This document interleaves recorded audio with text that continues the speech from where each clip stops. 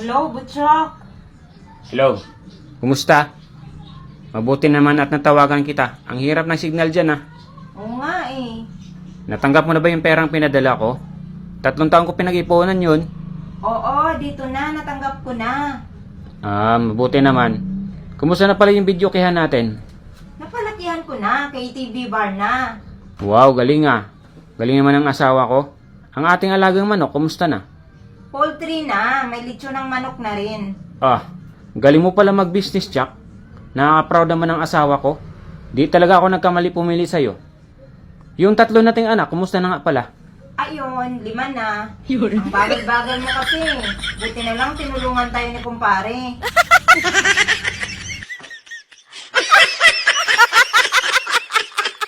Na matapos na kami ang sabi niya. Lami kayo.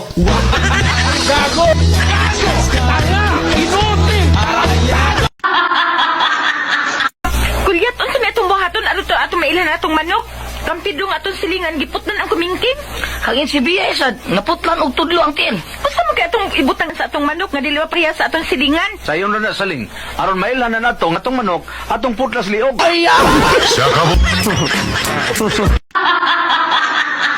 Saling ko musugot ka lang kanako isarog ipanumpa ko kanimo.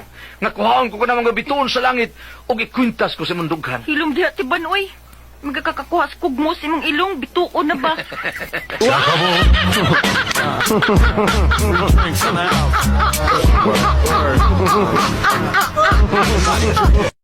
Alam nyo ba kung bakit nauuna ang letter A kesa sa letter B? Nauuna kasi ang alak bago ang balak.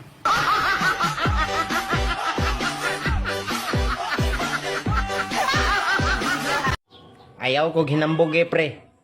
Kay pareha rata. Wala ta ginamay day sa atong asawa. Bisan pag Father's Day.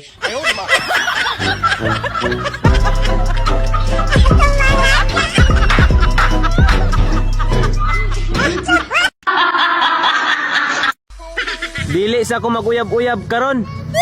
Sakto na sa aning 5. Kay magabaan ta. Arang-arang na nan siguro na hindi takatog. Kung kaaning di na gyud ta kamata.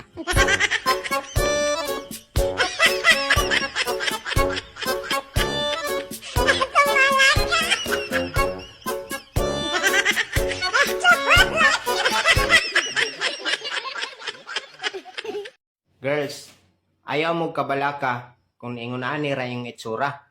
Kay sa mata sa mga Arabo, darling, you look amazing.